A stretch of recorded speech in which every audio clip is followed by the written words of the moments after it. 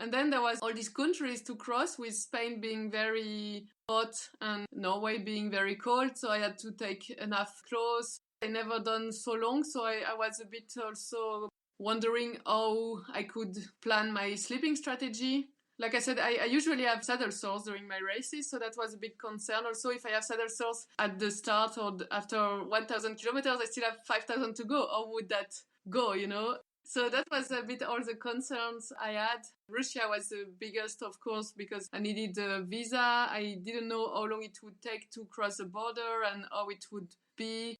And I heard a lot of different things about you won't get a GPS signal, you won't get internet, you won't be able to use your credit card and everything. So that was also something I had to plan in advance before crossing the country. Welcome to the Seek Travel Ride podcast, where we share the stories and experiences of people who have undertaken amazing adventures by bike. Whether it's crossing state borders, mountain ranges, countries or continents, we want to share that spirit of adventuring on two wheels with our listeners.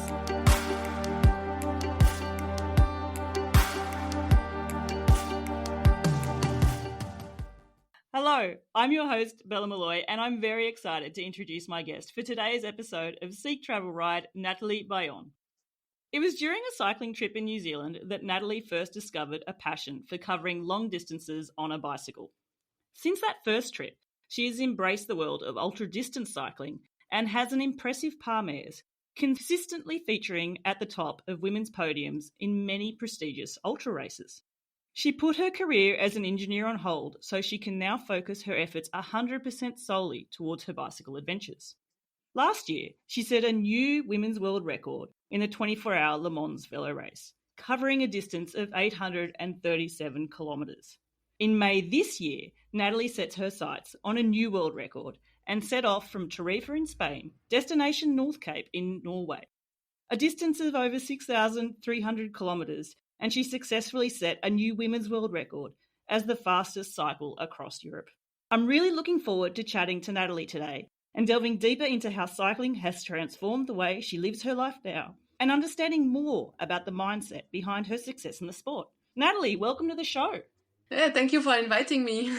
Nathalie, as you know, I'm really excited for this chat. I have been fortunate enough to interview a few world record holders so far on the show. And each one has given me an insight into the mindset it takes to achieve what they have done in the sport. And I'm really looking forward to finding out a little bit more about you, unlocking some of those secrets that you have discovered as an athlete and sharing them with our listeners. But a question that I like to start with, and I ask all my guests, is, can you remember the very first bike you ever rode? The first bike? No, I don't think so. I remember when I started cycling a bit more seriously. Then my first bike was a road bike, like a second-hand Decathlon bike. So Decathlon is a French brand, the brand that everyone uses for starting a sport. Before that, I think I had a mountain bike, but same, something like, very aluminium, no suspension, just, yeah. So my father took me on some rides and I didn't feel very great and I was a bit maybe afraid of some paths he wanted me to ride.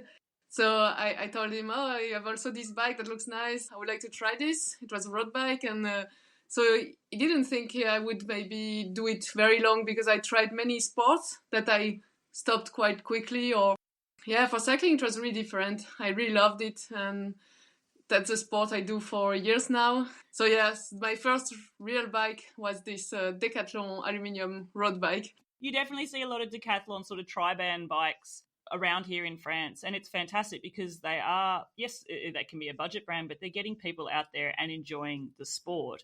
Nathalie, you grew up with this love for the outdoors, obviously, and I believe you grew up in the Alps and you live in the Alps now. Is that correct?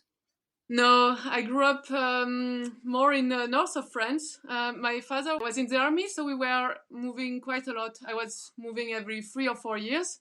So I lived in different parts of France, but mostly northeast and northwest of France. And I moved in the Alps only 3-4 years ago because I wanted to be closer to the mountains. Yeah. this passion for cycling and riding longer distances, did that sort of coincide at the same time of when you moved to the Alps? Like, did you move to the Alps after that sort of passion had been ignited in you? Yes, so at first I wanted to kind of have a broad experiences, and as an engineer I was looking for maybe brands that talk to me, and I wanted to work for a sport company. So I applied for different companies, and I chose Freeletics that was in Munich. It looked close to the mountains, but it was more pre-Alps, so it was small climbs, but it was already nice. I could go to the mountains, but it was long rides or I had to take the car. So it was not perfect yet. But then I met someone there and we decided to travel in New Zealand together by bike. And yeah, that's where I started really becoming addicted to long distance, and cycling became a big part of my life. So when I came back, I wanted to just live close to the mountains. So it could have been Switzerland or anywhere close to the mountains. I found a job in Grenoble, so that's why I moved there. My very first trip to France with my bike was 10 years ago now in 2013, but we spent a week there in Grenoble. I always remember one of my friends in Australia who is from France originally, actually that was her hometown or where she lived. And she told me, she said, when you go there, you will discover that at every end of every street in Grenoble is a mountain. And I remember thinking, it's sort of true, isn't it? Like you look down the end of the streets and it's the Alps are just there. Yes, actually, I think Grenoble is not a very beautiful city, but I live outside, and it's really, I came for the surroundings, so yeah, really for the mountains and living outdoor. And also what I love about Grenoble is that they are really developing the cycling, how do you say, like cycling paths, and everything is made for, I think it's the first cycling city of France. It is. It rates very highly in the Copenhagenized index for cycling infrastructure as well. So it's cycle commuting and getting from A to B. They have done amazing things there in terms of that as well. Yeah, exactly. It's great for this, and they're really building some big cycling paths that are where you feel safe. You know, you are not just cycling paths next to the road, and you feel like it's not really made for you. And they are also building the first bike school to teach children or even adults to cycle. They offered me to be the marraine of this, so I'm really excited about this also. Oh, that's fantastic. So that's a brand new initiative that's sort of just currently being rolled out now. Yeah. That's super exciting and something that's awesome for you to be able to be a part of too. Basing yourself there in the Alps, cycling is obviously a lot of your focus. You also definitely are a lover of the outdoors and the mountains, and winter sports is something that you enjoy as well. Yes. I also moved for, I do snowboarding and ski touring and all sorts of sports in the mountains. But really my focus is really on cycling, but I also like the other outdoor sports. I'm going to ask this question just randomly then, and I have a hunch that I know the answer. You're obviously an outdoors person, Nathalie, and what you enjoy doing, well, it's become your life now, but it's also your passion, not just a hobby. Could you ever be one of those people that picks a holiday that's by the beach, just relaxing, doing nothing, soaking up the sun? That's very difficult for me. Maybe 1 or 2 days if it's like rest day, but then I need to move, or even if it's not sport, at least, you know, some hike or some discover something, visit some cities could also work. But yeah, what I prefer is really being in the outdoors. So that's kind of a switch also. When I was younger, I was really a city girl. I liked, I don't know, fashion and being in big cities. When I was visiting a country, I was feeling like I need to visit the main city, you know? That's if I'm in the main city, I know the country or something like this. And now it's kind of the opposite. I don't really care about the main cities, and I just want to see the outdoors, what it looks like, see the countryside actually. And I think you get also more feeling, you meet more locals, people, and yeah, that's what I enjoy more now. You mentioned there how you took that first tour in New Zealand, and you did that tour with somebody else as well, and it introduced you to long distance cycling. I'm interested then, was that a tour, like were you with panniers, were you with bike-packing bags, was it a point-to-point, and what sort of distances were you doing where this passion for long distance cycling came to you? So actually the guy who was joining me was not a cyclist. He wanted to please me. So I had my eyes on New Zealand for a long time, and I also wanted to try cycling. like a cycling trip for a long time, but I don't know, I think I had some barriers. I was thinking, oh, it's too complicated, and oh, you do this. I was overthinking probably and thinking it was difficult. So I traveled a lot alone with a backpack, like treks but I never succeeded to go by myself by bike. And so that was kind of great to have someone, even if he was not experienced, just to have someone that joined and that helps for that, discover it with me was maybe a mental help. We are together in this, And so we just went to New Zealand. We bought some bikes there and panniers, and we had way too much stuff. So I think our bikes were like 50 kilos. Oh, wow. Yeah, we sent some stuff back to Auckland, and so the idea was to go from north to south at first. I found this Tour Aotearoa from the Kenneth brothers, who is following some nice tracks.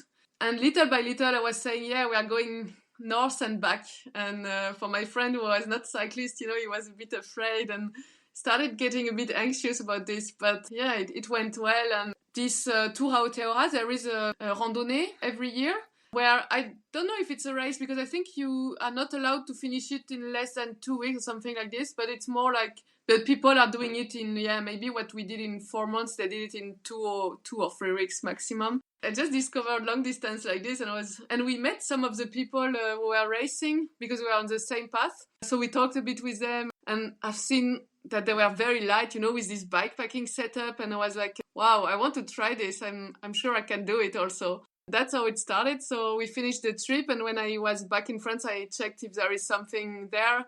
I found the borders of Belgium that I did. So same, it's not a race, it's more you have to cover a distance in a certain amount of time. So that was around Belgium, and then I discovered the race across France. So this one is more competitive. It's crossing France, going through the Alps and everything. I registered for this one, and then I had to start training. What a discovery. And it's such a total shift. I guess there's the common element of enjoying traveling with your own steam on a bicycle and discovering new places with 2 wheels. But it's starkly different to travel on a bike weighing 40 to 50 kilos to then going to an ultralight sort of setup as well. When you say that you discovered Race Across France and you started training, your training for that obviously went very well, because you did extremely well in that your very first ultra race. In fact, am I correct to say, I think you came first, didn't you? First woman. Wow. But at that time, we were not so many. I think now Race Across France is a big, big thing. But at that time, I think we were maybe 20 riders, or maybe 20 that finished, or even less. Yeah. So it was quite fun. I think that time I did quite well, but now my time wouldn't be in the first ones. Now it's going very fast. It became very strong. I mean, I also improved, of course, but the time I did at that time wouldn't put me in the first now, I guess. Maybe first woman still, I don't know. It would be interesting, actually, wouldn't it? Because as you said, you have also progressed as well. I'm thinking of this off the top of my head, but that race, was that in 2018, 2019? 2019, yes. Just over 4 years since that race, just how far the sport of ultra-distance cycling has progressed in these events as well. What has become normalised as well. Yes. The distances that people cover each day. What was extreme 4 years ago is now not even in the extremes now. But you've progressed as well, Nathalie. Is there part of you that wants to go back to Race Across France and push it further and with those limits now? No, I like to set new challenges. Actually, I've been invited this year to participate, and could have been nice because now they are going through the Vosges, and so it changed a bit. So I hesitated because of this. If it would have been the same, I wouldn't be interested. I know I will do better now. So it's not very interesting for me. But I had other challenges that interested me more. Also, now on the road, I'm quite good. I know I like all the races that are around 1,000 or less than 1,500 kilometers on the road, I'm winning. And so for me, it's not so challenging anymore. So that's why now I try also off-road, and also because of the landscapes that are even more beautiful, it's more remote, it's other challenges. And I also increase the distance, like with my record crossing Europe. So I try to find new challenges instead of just, I don't know, it's nice to be the best in one field, but what I like is challenging myself. Nathalie, that is just so starkly clear to me when I was researching a bit and going through, as I said in my introduction, such a vast list of parmères that you've got next to your name. It's not like you're specialising in one part of the ultra distance cycling sport. You really are looking at races that cover all boundaries, whether they're one-day road events, for example, like the Tour of Mont Blanc, which is an extreme, it's probably one of the hardest one-day sportives, I would say, there in the world, to doing things like, Transbalkan or Silk Road Mountain Race, which is coming up for you. Like, these are very, very different. Do you find the principles for training for such different races, do they stay the same, or do you have to change your training methods as preparation? I think on the physical side, it stays quite the same, because at some point you have endurance, and whatever the distance you cover, your body will take tolls, and then you just have to stay on your endurance pace and continue. Of course, for the shorter ones, you need a bit more speed, but I'm training speed anyway. I think now that the field is getting stronger, it's important to also train speed, even on long distances. Because if you train your speed, your base will be also faster, of course. For me, it's important to train also this. And I like to be fast also on shorter distances anyway. And now I have a bit competitive spirit that I didn't have when I was younger. I think before it was really just, I like to challenge myself. Now maybe I'm a bit more competitive. But yeah, then what changed is probably the logistic, and that's a bit my weakness. To plan where you can find food, where you can find water, where you can sleep. And also I haven't done so long races now, so for me it's still a bit difficult to find out how little I can sleep or how much I should sleep to be performant without sleeping too much. And then on races like 1,000 kilometers you can do just like short naps, it's or even almost not sleep, but on these long distances you have to sleep. And for now I still don't know what's the best strategy for me. So I'm still discovering this. That's maybe the hardest part. On the last races that were 1,000, I tried to sleep a bit to test that. And I feel much better even sleeping just 1 hour, 2 hours. I feel great the next day. But then I also, at least on these shorter races, I was not in the same ranks than usually. So I don't know yet what's the best strategy.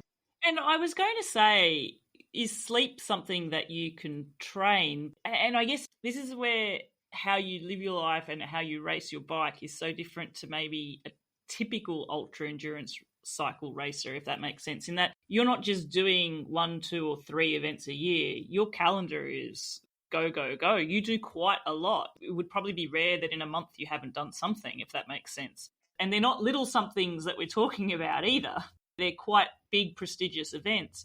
Do you find that you're learning those sleep methods for you, and are you using all these smaller, all these events to test your own system, if that makes sense, and you're looking at learning lessons from reflecting back on how you've performed?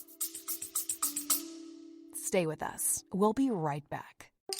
Hi everyone, it's me, Bella from the show. I just wanted to let you know about something exciting. I have recently just created a new Facebook group named Seek Travel Ride, where if you are a fan of the show, you can join and we can actually bring this community more to life. It's a place where you can learn more about our guests, see more photos, chat about episodes in more detail, and maybe even pose some questions as well.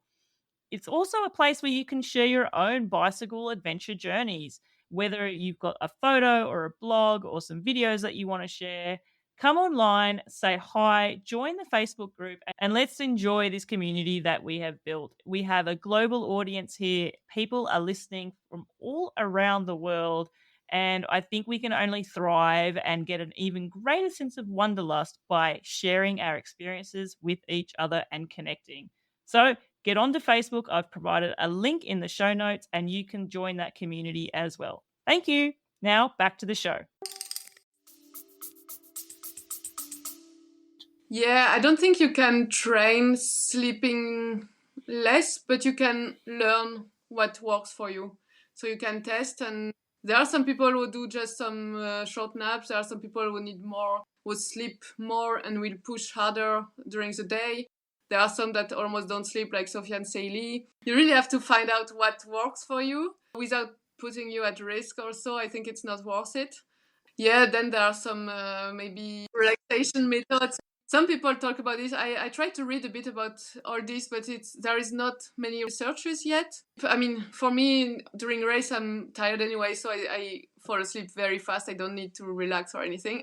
And also, it depends on the event. I think it's important to try to rest a lot before. I know there are some races that were similar, and some I could almost not sleep. Some other I slept a lot because I arrived tired. So it really depends, and the most important is to really arrive rested and then have a sleep strategy and try to stick to it. But also depends. Like sometimes I feel more tired, so I will sleep more than what I planned, or otherwise. So yeah, it's very difficult to know exactly for this. I think as a non-supported event or non-supported athlete, when you have support, it's maybe different because you have a team that can take care of you and see if you take some risk or if you're too tired to continue.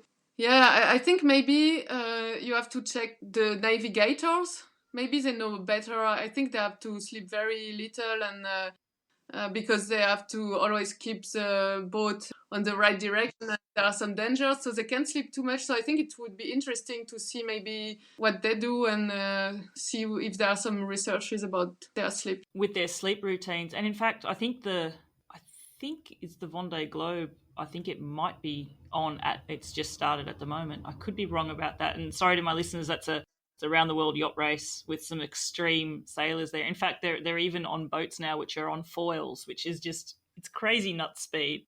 You were talking there about, if you're in a supported event and you've got a support team, they can look out for you and say, oh, I think that's a little bit dangerous. A lot of the events that you do are unsupported, obviously. So you are your own savior, if that makes sense. So you have to think of these sort of things as well. And I guess it's part of the problem-solving side of an ultra-distance sport. There's lots of problems in a self-supported race. Where am I sleeping? Where am I buying food? Where am I navigating to? When should I stop? Do you have your own sort of internal sort of safety check system? I don't know that that's the right word for it, but where you say, I've reached a tipping point and I definitely need to sleep now? Like, have there ever been things that have occurred in a race where you've gone, no, I need to sleep, this is dangerous? Yeah, usually it's when I fall asleep on the bike. Yeah, that's probably a pretty big red flashing warning sign. Have you hallucinated before as well? Seen things that perhaps weren't there? Yeah, I had a few hallucinations, but nothing too strong compared to some thing I've heard. But sometimes the signs on the border of the road, on the side of the road, become some people, or I know it's not true. I know it's not real people, but it looks like it's someone, or so that's the thing that happens to me sometimes. I don't know that I would say this is common, but I was talking, it was at the ultra event that I participated in, and this was my first and only one. I don't have much experience in these events at all, but I was talking with a racer there, and he was saying that's a sign of hallucinations, because he said, oh, did you hallucinate? And I said, oh, I don't think so. And he goes, did you see people? And I go, what do you mean? He goes, you're riding along and you think, oh, there's a person in a field, but then you get there and there's no one. I said, yeah, it did happen. And he mentioned exactly what you were saying, was that like the signs were turning into people. And I can't remember if he said they were like Simpsons characters or something like that. But I wonder if that's like a common starting point for hallucinations. Have you ever had one of the people sort of say, hey, stop, go to sleep now? Or No, because I always know that I'm hallucinating. So they never went so strong that I know some people talk to, I don't know, animals or things like this that they were imagining, but I never went so far. And yeah, usually I do most of my events on road, so I don't want to take risk with cars. So when I see that I'm falling asleep, I just stop and I take a nap. Sometimes just 5 or 10 minutes nap makes a big difference. And I guess there is, you were talking about the dangers of cycling in a sleep-deprived state on a road, but you also have done off-road long-distance events as well. And I wonder how sleep deprivation impacts you in those events too, because obviously when you're cycling off-road, there's a technical skill set that comes with, cycling your bike as well. Have you found that there's signs when you're off-road cycling in a fatigue sort of way? Do you notice your performance starts to slip when you're tired, more so in an off-road event that way? No, I didn't see much difference between off-road or on-road, but it's the same. When I feel like I need to sleep, I just stop and take a nap, or sometimes sleep a bit longer. But I'm not very good at technique anyway. I really come from the road, so my technical skills off-road are not so good anyways. What I love there though, Natalie, is it hasn't stopped you entering these races, and I guess it's a hint into your persona and your driving force here is to keep challenging yourself. Yeah, and I want to discover also, like, I think when I started looking for long distances race, I discovered quite quickly the Silk Road mountain race. And I was like, wow, that looks so beautiful and also so challenging, but I'm not ready, so I will wait. But I still had it in my mind. I started also, gravel cycling, and little by little, now this year I started mountain biking for the Silk Road actually, because people told me, with a gravel bike it will be too difficult, so it's better to have a mountain bike. And I thought, okay, I will start mountain biking for this race actually. So I had to learn, and I talked with some people, but maybe not the right people, because it's like Sofiane Seili, Adrien Lichy, so the best. And they told me, no, it's not that hard, it's not technical, you can do it. So I was like, okay, let's try. And I registered, and now I'm like, maybe I should have started a bit, some easier race before going to this one, but now it's too late, so I have to go in 3 weeks. I love that you are seeking out ways to improve and you sort of identifying, what do I need to do? How do I work this out? In a way, you are no different to us. You set yourself a goal and you figure out, well, what do I need to get there? Well, sometimes you don't know what you don't know. And it's only in the moment that you'll find that out. Oh my gosh, Silk Road Mountain Race. What an absolute challenge for you. That's in Kyrgyzstan. So you'll have the challenge of high mountain passes and weather and climate and remoteness as well. Yeah, exactly. What are you looking forward to most for that event? I think the landscapes and discovering the country and meeting the locals also. It's all of this that is really exciting. And I think this year there will be a very, very strong field. So it will be interesting also to watch. I think even there are also 26 women, which is a lot for the ultra cycling event. So that's also great. And I think there are some very strong female riders also. So that will be a challenge, and who are maybe more into off-road cycling than me. So it will be a challenge also to try to compete against them.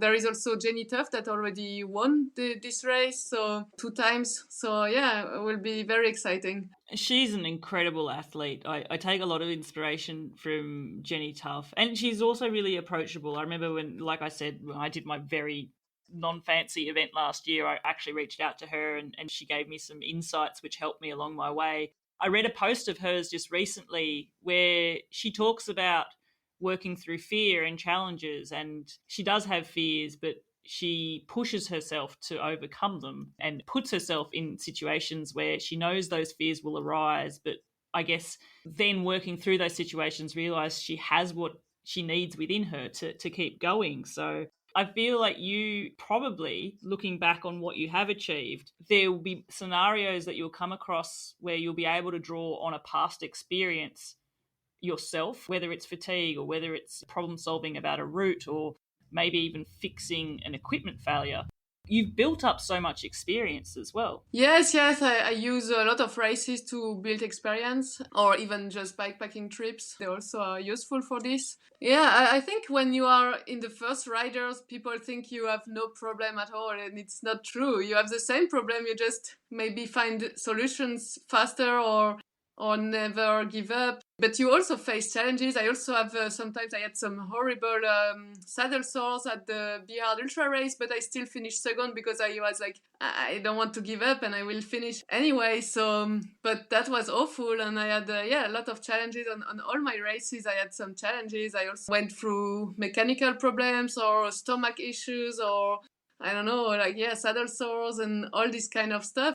We have the same challenges, but maybe for less time. The saddle sores there, I'd be interested to know what you changed since your experience. Saddle sores was something that came up for me, and I'd never experienced them in training or anything like that. And to be honest with you, I sort of never even looked at them as something that could be something that could stop you from continuing on further, probably because I'd never experienced how brutal they can be. I'd love to know, what have you considered and changed since having that experience for yourself so that it maybe doesn't occur going forward? Yeah, like for me it was the same. Before ultra racing, I never had these issues. So, and at that time there was not so many female equipment, so I was using saddle, men pads and stuff, and I had no problem at all on normal rides. And on ultra cycling it was awful. So what I changed is now I take two bib shorts. Before I was using just one. I was like, yeah, for at least for a race 1,000 kilometers, you know, you will do it in 2-3 days. You don't need two. I thought that, and now I think it can save you to have a second one. For the rest, like the jersey, I don't care to smell really bad, you know. But it's for saddle sores. Being able to change this is already a big help. I also use a chamois cream from ASOS. I have these ASOS bib shorts that are really great, that are made for long distances. Yeah, I changed my saddle also. I have this Infinity saddle that has different, how do you say? Pressure point. Yeah, and I try to really clean well. I think cleaning is very important. So I have also some wipes with me to always be clean and to take the salt from the sweat.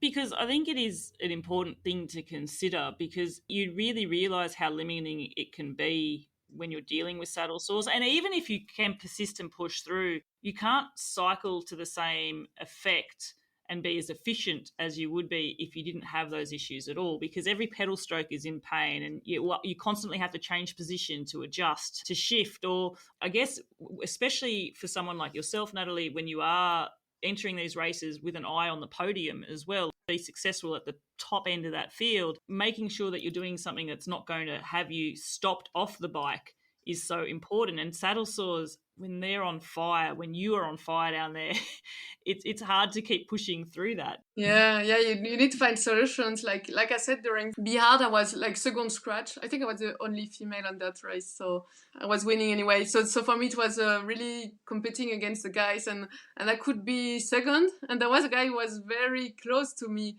Yeah, because of the saddle sores, I couldn't be as efficient, so I had to try a solution. I took my neck warmer and I put it inside my bib short, and oh wow, this is really unique. Yeah, and like you said, you know, you had to pedal a bit on the side, so it was really not comfortable. But yeah. But you found ways to get through there as well. I'd be interested then in quickly talking about, so last year you set the 24-hour furthest distance cycled by female record, and that was in a Le Mans sort of bicycle race, and so that's on a circuit. Yes. How many laps of this circuit? 200. 200 laps. Oh my goodness. So I have two questions. The first one is, how do you prepare your mind for something where the landscape's not changing and you're not cycling to beautiful mountain vistas for 200 laps of this course? This race, actually, I did some part of my studies near Le Mans, and I had a boyfriend at that time that was from Le Mans, and that's how I discovered this race when I was a student. And I thought, I would like to try this. At the time, I was not doing ultra distance at all. But I thought, it seems doable to win and even maybe to make a record. But the price was very high, at least for a student. And I thought, okay, I won't do it now. And I kind of forgot about this. And I moved to the mountains, and then I was not really interested. But then there was Les Déglingués du Bitume that contacted me. They were doing this race, raising money for a handicapped girl. And I thought, that would be cool to do this for her and to finally do this race I wanted to do when I was younger. So I said, okay, I will do it. I did it in a team with them the first year, and then I told them about that time when I wanted to try doing solo and break the record, and they said, okay, do it with us next year. And I said, okay, why not? So I came back the next year and I did it solo, and I kind of said everywhere on social media, yeah, I will break the record, but I had no idea because I never did this kind of race and never trained actually on this circuit, this track. So the day before I was like, oh, maybe I said that, but I will be so ridiculous, I don't know. And actually it went very well. Yeah, I think the first 100 kilometers was quite exciting because you are with a group, you try to stay in the wheels, so the time goes quite fast. But after that, yeah, it's a bit more challenging. It's more mind because you ride with all those people who are in teams. And it was quite funny because you think it would be flat, but actually at the end I have I think I have 7,500 meters elevation. Wow. That's not flat at all because it was 837 kilometers. Yeah. It's almost 1,000 meters per 100 kilometers. Yeah, so actually you have a 4 kilometers track and you have a climb at every round, which is not big, but when you do it 200 times, you feel it. 200 times. I hope you have the Queen of the Mountain on that climb. But actually then, so my second question then is, and I wonder then maybe just what you're telling me about the track, maybe it's not the case, because I was nearly thinking, is it like a 4 kilometre, circuit, not a velodrome, but similar. But did you find then, were there problems being in like this similar position for such a long time, but maybe not with the way the track was laid out? No, because I was same position as on my bike, because you are not allowed to be in TT position because you are with a group. Actually, it's not like ultra races where you're not allowed drafting. This one, you try to draft. Yeah. So you don't have tri-bars or anything like those on your bike then for this race? No, I was... No? Oh, wow. Actually, yeah, to finish with the first question you had, what's great was there was crowds. Yeah, there are some people cheering at you on every tour, and there was even people on the track that I was passing by that knew me and that were cheering on me. So that was also very nice, and that helped me keep going. But at the end, it's hard because you have this clock on the side, and you pass by every 5 minutes, and you think, just 5 hours left because you kind of round it, and then you go back and still 5 hours left. Still 5 hours left. That was difficult. Yeah, it's like you're stuck in like a time warp, and time's not moving, yes. But you're getting tighter. I think that is quite cool is that that at that time you are done. It's not like a distance where, for example, on the record, maybe you want to talk about it later, but at the end I knew I had only 80 kilometers left, and I was like, on a normal ride it would be 3 hours, but there was so much wind and it was so hilly and I was so tired. I thought, okay, maybe this time it will take 8 hours, and it's just awful. So actually, let's talk about your record there then, Nathalie. So now, first and foremost, what struck you in your mind to look towards something like setting a world record? So actually, quite funny because it was kind of my first thought when I started looking into ultra cycling. Because when I started looking into ultra cycling in 2019, there was not so many races like now you can do every weekend. At that time, it was not so common. So I started searching about it. I learned about the people who were doing it. And most of people were doing these record-breaking challenges. And I've seen a woman who did this world record. Jenny Graham, circumnavigating around the world? No, at that time it was the Italian girl, Juliana Buring. I thought, that's... seems doable to beat her record. So maybe I should try this. But then there was all this logistic with flights and stuff. And as I told you, that's not what I prefer. And I thought also maybe I should start something smaller. And I discovered this, also this record on continents. And I thought maybe if I start with Europe, it's, it's close to where I live. I know well these countries or part of it. I know it's easy to find food, to find shelter. I don't need visa, so it's easier. And I started looking at this challenge. And then I thought, okay, maybe I should start even smaller. And I found the race across France. And then there was COVID and all this stuff, so I couldn't do it. And this year, there was the war with Russia, and I had to go through Russia.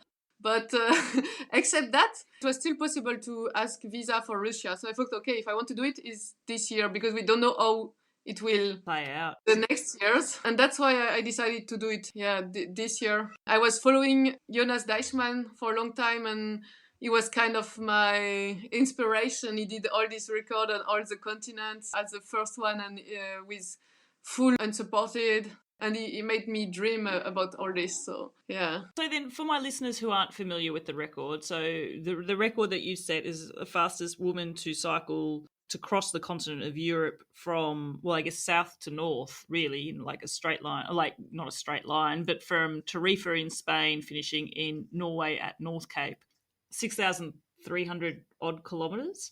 Yes. So this obviously the longest distance type of ride that you have undertaken in this type of mentality in terms of setting a record. It's inspiring for me to hear that it was this record that you had in your mind so many years ago. I guess in a way you've been using the events as training and preparation to get you to the start line. We talked about visas and border crossings, and obviously the situation with the war in Ukraine obviously posed a bit of a, well, probably more than just a bit of a concern in your planning about how that would all work out for you to cross into Russia. But what are some of the other considerations you had to make then in preparation for getting yourself to the start line? So, yeah, this record, you had to do your own route. That was a bit challenging for me. Actually, I didn't plan that so well. I kind of took the roads that the other two record breakers took. I did a mix of both. And then there was all these countries to cross, with Spain being very hot and Norway being very cold. So I had to take enough clothes. Like I said, I never done so long. So I was a bit also wondering how I could plan my sleeping strategy. Like I said, I usually have saddle sores during my races, so that was a big concern. Also, if I have saddle sores at the start or after 1,000 kilometers, I still have 5,000 to go. How would that go, you know? So that was a bit all the concerns I had. Russia was the biggest, of course, because I needed a visa. I didn't know how long it would take to cross the border and how it would be. And I heard a lot of different things about you won't get a GPS signal, you won't get internet, you won't be able to use your credit card and everything. So that was also something I had to plan in advance before crossing the country. But yeah, mostly that's it. And then the physical part was the easy part, actually. I guess it's the mental part. So do you have doubts? You were talking about before the Le Mans record, you were telling people I'm breaking this record. And then you were like, oh gosh, did I speak too soon? But you did break the record. Setting out for something which you had in your mind for so many years, getting to that start line, were there doubts in your mind? And did you doubt getting to the start line even? Did you doubt yourself during the actual record itself? And how did you deal with those? So I didn't doubt being at the start, didn't doubt finishing or arriving in North Cape. Even if I couldn't cross Russian border, I would have go to North Cape by another mean. I wouldn't have the record, but it's not so important for me. I like the idea to cross Europe very fast. Actually, I didn't feel prepared enough to break the actual record, but if I had maybe, some luck and all this, I could have break it maybe. But I had no idea if I would break it. And when I announced it on my social media, I think everybody was so sure I would break it, because they know they are used that I win and I succeed in everything I did since then. Yeah, I announced that I would try to break the global record, so male record, because there was no female record. I had no idea if I could, but for me it was stimulating, because I knew that I could just set a female record by just finishing, and that was not very interesting to me. So I needed a challenge, and that's why I said I will try to break this record. Yeah, after some time I thought, okay, I always have headwind, and it's with the distance I cover per day, it won't be possible to break the record, but that was not a problem for me. I wanted to go to North Cape as fast as possible. I could, even if I don't break the record, and yeah, I still set the female record, which is quite cool, because then other females will be able to tackle the challenge. So for me it's still a win, but I never have doubt that I won't finish. Doubt about breaking the record. At some point I even knew I wouldn't break it, but that's okay for me. At the time when you realised that you weren't on record, and we're talking the global record, because you have set the record for fastest woman, when you realised mid-event then that headwinds and what has transpired to set the record, it's not going to happen, you're fine with that, and we're talking now a few months after the event. What was it like in that moment though? Like, is it something you had to wrestle with during the race? So when I knew I wouldn't be able to break the global record anymore, it took off a bit of pressure. But that's what I was also a bit afraid of. Then I stopped a bit more, I slept more, because I didn't have this pressure of, trying to break this record. I was just, okay, if I arrive, I will finish it. But at the end, I succeeded to go back in the race, and the last day I almost didn't sleep. I did just some naps, and because I thought, okay, now I have to be also not too far from the actual record if I want to still be kind of, how do you say, credible. Credible. I feel like your record is extremely credible. It's monumental. In fact, I haven't tallied it up, but I would love to know, maybe you have already, on average, so 18 days, 15 hours, 27 minutes for 6,300 kilometers. What was your daily distance average for that? Actually, it changed a lot. I think the first days I had like 400 something sometimes. And then I had some opportunities to sleep at some people invited me to sleep at their places. And I thought, okay, maybe I will try this. Like, maybe one regret was I could have started earlier on the first day, but because I was with a crew media team, they wanted to have images of the start, and we had to wait for the sunrise. And so I started later, and then you arrive late, and I always had to find an hotel that was open at night, or because I read about people who were doing this record or these very long distances, and most of them said, okay, the best is to sleep in hotels because you have more rest. You will rest better, you can take shower, you can charge your stuff, etc. So it seemed a good strategy, but the problem was, I arrived at 3 a.m. Usually I finished my distance at 3 a.m. And so I thought, okay, because I have these opportunities, they can host me. I will try this day to stop earlier and leave earlier also. But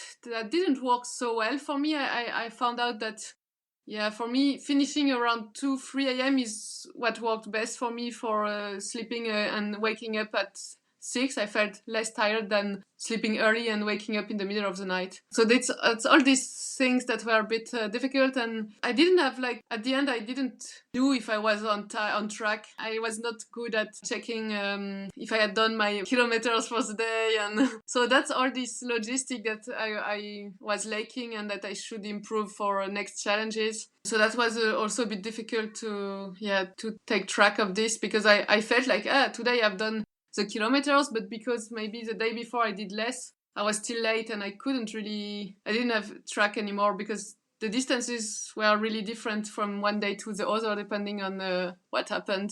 And I guess depending on the weather, like you mentioned at the start, we're talking about, setting off from Spain where you're dealing with the heat, and then you're finishing at the very top in Norway, North Cape. We're talking cold, but we're talking extreme cold. You're like cycling in a freezer, maybe.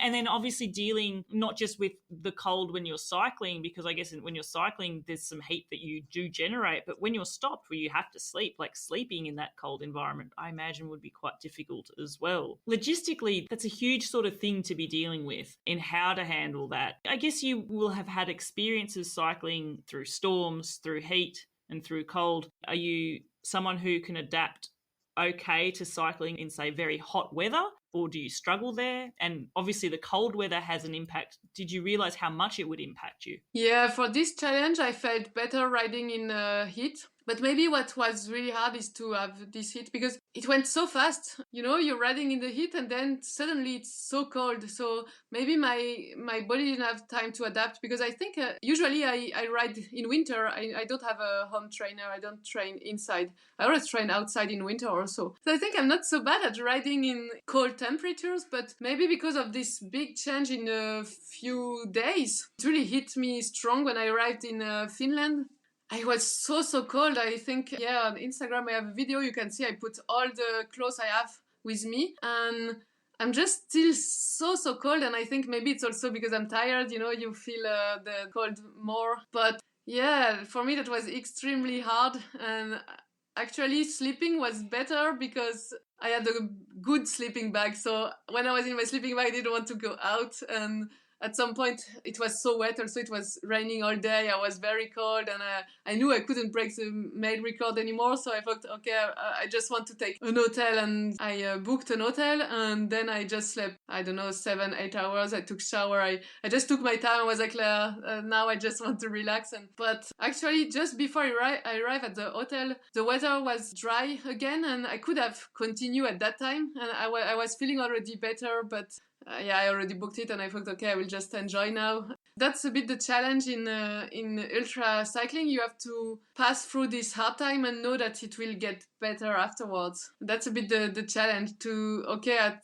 this point you feel miserable, but if you can continue, it will get better.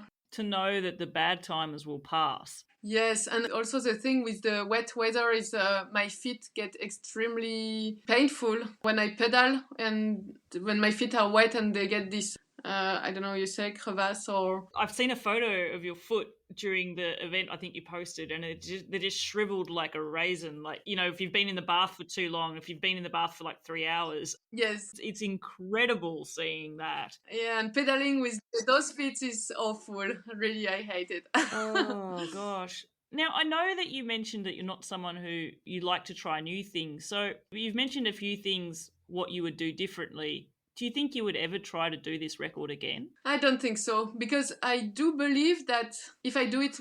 So I didn't plan well my road, I think. I didn't plan well many things, and I did it the wrong way. So there is no distinction. It's the same record if you do it north-south or south-north. When I checked, I thought, okay, the winds seem to come from east in Europe, and west. Yeah, west. And yeah, they come from west, and I'm going north, but the track was actually going northeast. West. Yeah. Yeah, sorry. Northeast, sort of. And so I thought, okay, if I do it that way, I will be pushed during all these parts, like between France until Russia. Actually, I've been pushed only in Russia, in part of Russia by the wind. And most of the time I had a headwind, so that was extremely hard. And I think the other way around would have been much easier. I would have covered more distance. So I think if I am lucky with the weather and I do it differently, I'm able to break the record. And as I know that, I don't say if I do it, I will break it. Yeah, there are many things that can happen. But if I try enough, if I try several times, there is one time I'm sure I can break it. I think I have the possibility to break it. And so it's not so interesting to me anymore. Because you know that you're capable, so it's no longer a challenge. Because I think, Nathalie, I think I read somewhere for yourself, there's 3 things that you like, and it is the challenge, the unknown, and the discovery. They're the things that motivate you to line up for what you are trying to do on your bike. So I guess if this is no longer ticking the challenge box for you, then it's not something you're motivated for. So you realize you need to be motivated. Yeah, and there is not the discovery anymore. So because I've crossed already all these countries and I know what challenges are waiting for me. Yeah, also I like mountains, and this one is maybe a bit too flat, and yeah, there are some parts that were not so fun. The problem of this, usually I prefer the races where you don't plan your route.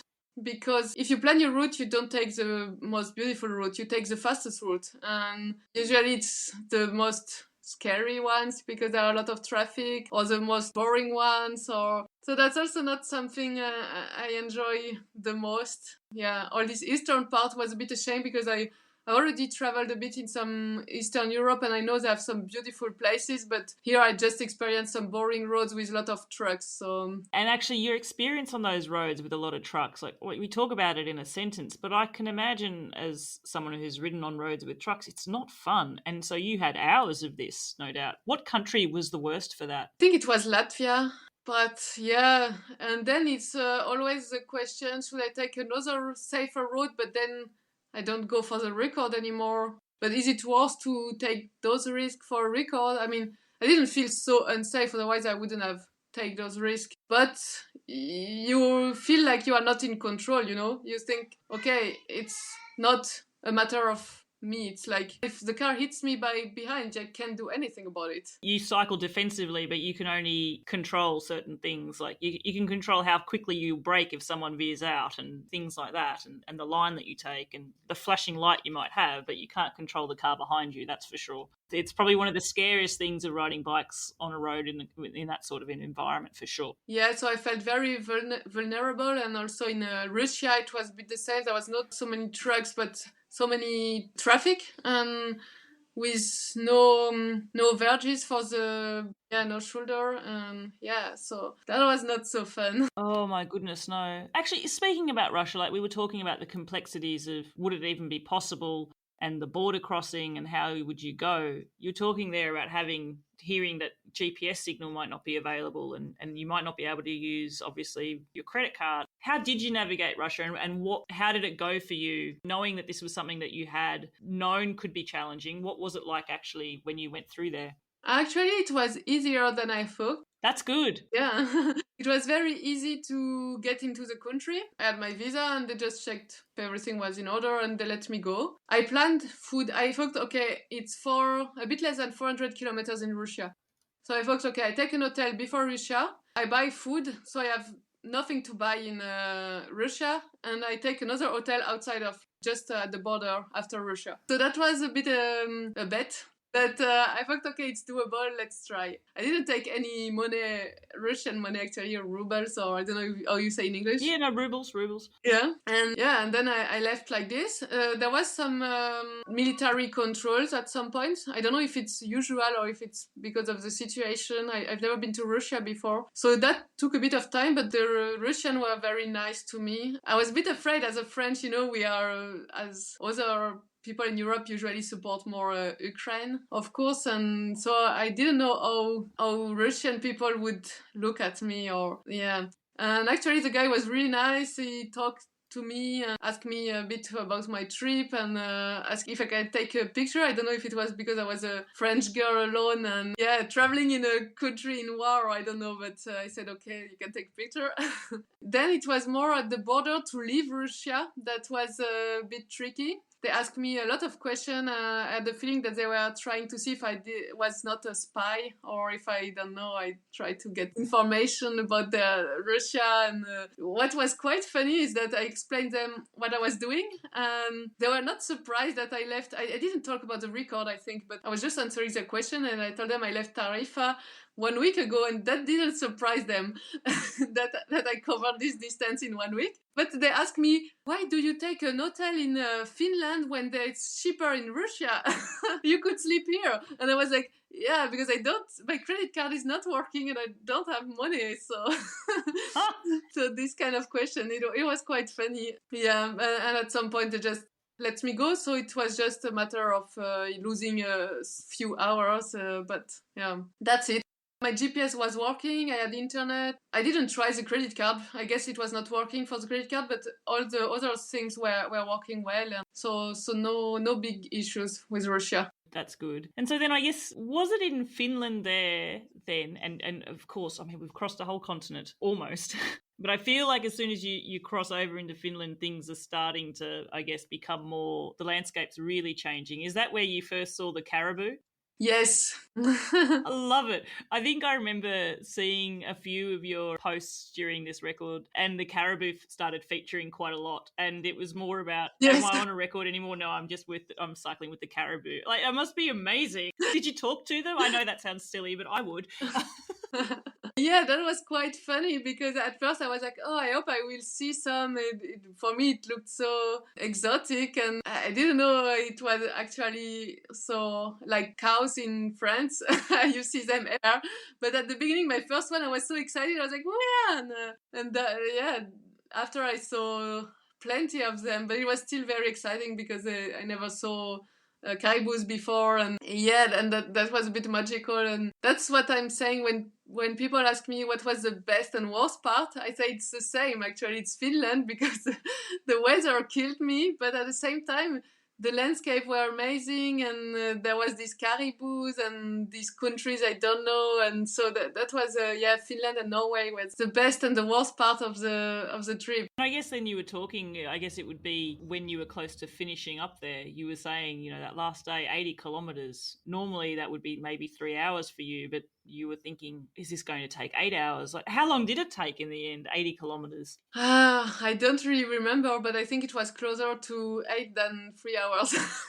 This is where we're talking about the cold, headwinds as well? Was there headwinds heading to North Cape, like directly, like?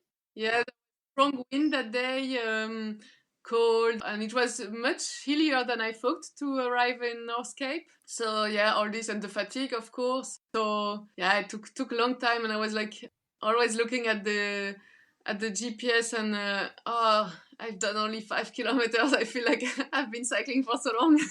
Is it North Cape where you have to cycle through a really, really long tunnel as well, underground? Yes. What is that experience like, and how long is it? At the beginning, it's awesome because I was like, yeah, take it in the good direction because it's going downhill. Woo! But then you have to climb back, and that feels really long. And you are like, okay, I hope I'm visible enough for the cars who are coming because that will take quite some time to climb back this. It's quite steep, and you have I think you have an idea of how long it, because you have some signs about distances to exits. Yes, so you have kind of an idea, but you're like, wow, that's so long. But yeah, it was not so bad at the end. How long is that tunnel? Do you know? 7 kilometers. So is it half of it's downhill, half of it's uphill? Yes. And it's steep uphill too, from memory. Yeah, it's steep, and you can really hear the cars coming. You need to make a lot of noise, so you are a bit afraid also. Ooh, yeah, I could imagine. So, Nathalie, what did it feel like when you arrived at North Cape then? I felt relieved, and actually it was great because I thought I would arrive like most of my races. You arrive, you are in the first, and there is no one except maybe the race organizer. So like, yeah, I finished. Now I go to bed. And this time it was quite cool because there was a guy following me on Instagram who organized a little cheering crew for me. My media crew also called the mayor, and they organized a little welcoming party. So actually I was not alone, and that was really nice and really great to have those people, welcoming me in North Cape. Yeah, it would have been. Like you said, just knowing that you had that sort of emotional support there as well would be such a big mood lifter, similar to the crowds cheering you on that circuit track on the 24-hour record. Having someone cheering you on at the end would have just been energizing, I imagine. Yeah, because I'm not really into big I think actually a bit before arriving and having these people, there was some people who stopped with a car and cheered at me, and I got a bit emotional at that moment. But otherwise, I was just like, okay, it's done. And I think I didn't realize at that moment what I've done. I was just happy to finally arrive and being able to sleep again and and do something else than just riding my bike, even if I love riding my bike. Riding your bike isn't a chore for you because it's your passion, it's what you love doing. It would be a chore for you, like as we said at the start of the podcast, to say you're booked into this beach resort for a week and you don't get to ride your bike and you just have to do nothing but read a book, I imagine. Yes. So when did it sink in then? Has it sunk in yet what you've done and what you've achieved with that? I think kind of, but it's still a bit difficult because I've done so many events since since the record that I didn't really have that much time to think about it.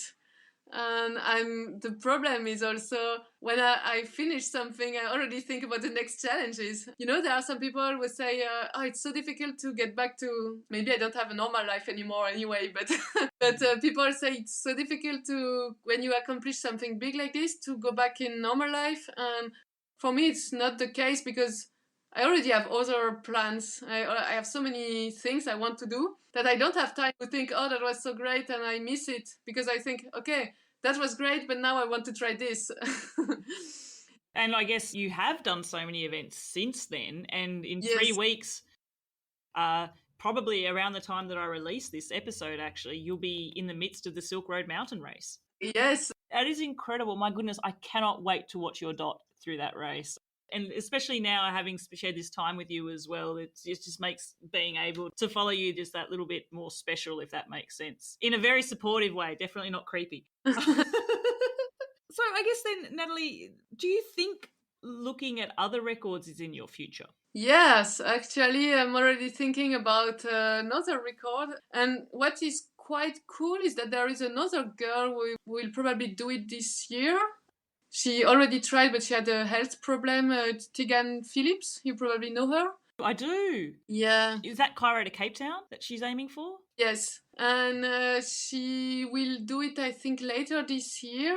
And so would be quite cool to try to break it next year. I want to travel to Africa. It looks like amazing continent. So that could be the next record I set my eyes on. Yeah, next year I will probably do a bit less races and a bit more personal challenges. That's also something I feel like I want to go in that direction. So I have also some other ideas that will not be maybe performance, but just some challenges, personal challenges. Like I would like to try bike rafting actually. So, go learn how to navigate and take a boat on my bike and do a trip mixing both. Oh, wow. How incredible. So if people are keen to follow along with what future adventures you are undertaking, what's the best way for them to find out more about you and to follow along your journey in this way? So there is my website, nathaliebaillon.com. And here you can find all my social media links, a bit of news. But where I'm the most active is Instagram and Strava, I would say. Lovely. And I will provide links to all of those avenues for my listeners to track Nathalie. And I definitely encourage you to follow her dots and see what's coming. Nathalie, oh my gosh, just speaking to you just makes me excited about riding my bike. So, question I like to ask some of my guests, because it's often really hard when I interview someone like yourself who's achieved so much where, I joke, I could do a podcast on nearly each little event you've done because it's quite a big deal for a lot of people. But a question I like to ask in this instance is there a question I haven't asked you that I should have asked you? No, I don't know. Not really. I mean, maybe I should just thank my sponsors. You can, feel free. That's okay.